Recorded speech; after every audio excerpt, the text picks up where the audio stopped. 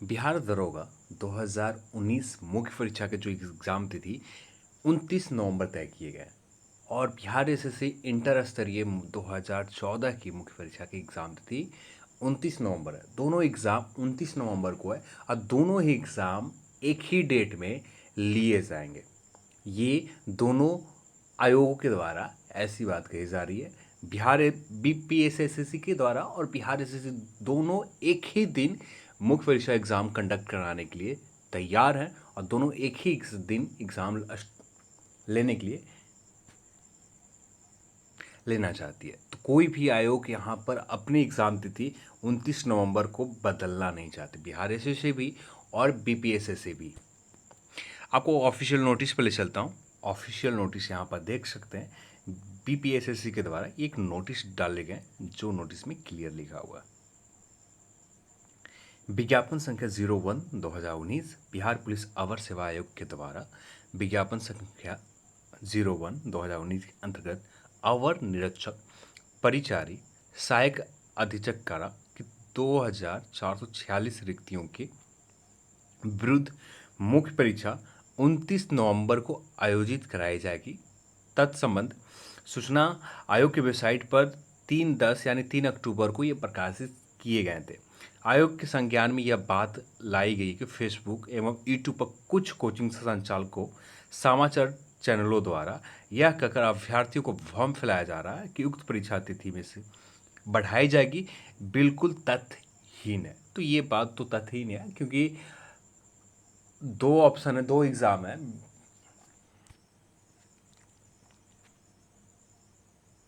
आगे देखें तो अतः अभ्यर्थियों को सूचित किया जाता है मुख्य लिखित परीक्षा अपनी निर्धारित तिथि 29/11/2020 को ही आयोजित कराई जाएगी। बात यहाँ पर यह नहीं है कि तथ्यहीन है या कुछ और भी है, ठीक है।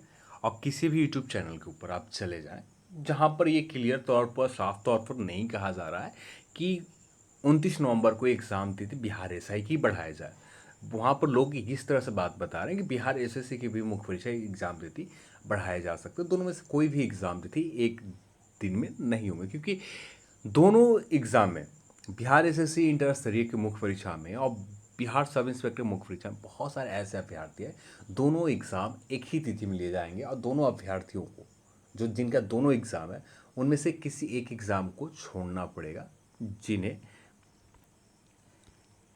ये आज नहीं है, ये पहले भी ऐसे होते थे। बीपीएससी 2017 के मुख्य परीक्षा को लेकर या प्रीलिम्स परीक्षा को लेकर एक ही एग्ज़ाम तिथि में पहले ही तय कर दिएगा, उसी तिथि को लिए गए। एग्ज़ाम बदलने के लिए लोग बहुत कोशिश किया था, एग्ज़ाम तिथि बदल दिए जाए, और दोनों एग्ज़ाम एक ही तिथि में लिए गए। वो बिहार एसएससी को भी देखें तो प्रथम इंटर स्तरीय मुख्य परीक्षा को लेकर एग्ज़ाम सेंटर को लेकर लेटर जारी कर दिए गए।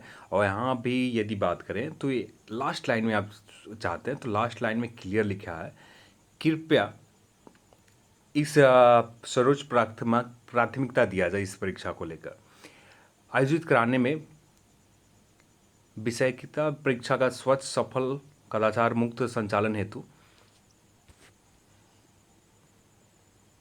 64,000 अभ्यर्थियों के लिए संलग्न विहित परीक्षा केंद्रों पर प्रधानाध्यापक प्रचार सहित प्रतिवेदन प्राप्त करना और एक सप्ताह के अंदर निश्चित रूप से उपलब्ध कराने की कृपया किया जाए, ताकि समय पर आयोग एग्ज़ाम के लिए 29 नवंबर को जो एग्ज़ाम लिया जाए जो ससूचित किया जा सके।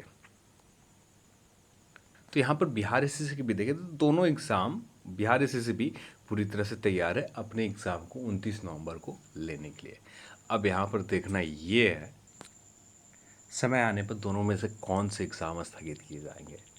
अब यहाँ पर आयोग के द्वारा तो ये क्लियर कर दिया गया कि दोनों में से कोई भी एग्ज़ाम बिहार एसएससी इंटर स्तरीय मुख्य परीक्षा या बिहार दरोगा 2019 के मुख्य परीक्षा कोई भी एग्ज़ाम स्थगित नहीं किए जाएंगे। दोनों एग्ज़ाम एक ही डेट में 29 नवंबर को लिए जाएंगे।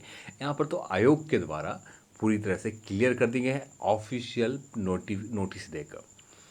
अब यहाँ पर आपके जो भी परेशानी है आपके पास है, आप दोनों में से किसी एग्ज़ाम को प्रीफर कर सकते हैं। और जिस तरह से नोटिस डालेगा है उसे देखकर तो ऐसा ही लगता है कि बिहार एसएससी भी ना पीछे हटने जा रही है और बीपीएसएससी भी पीछे नहीं हटने जा रही है। दोनों एग्ज़ाम एक ही डेट में कंडक्ट कराने की कोशिश किए जाएंगे। जब एग्ज़ाम सेंटर बीपीएसएससी को यदि मिल जाते हैं,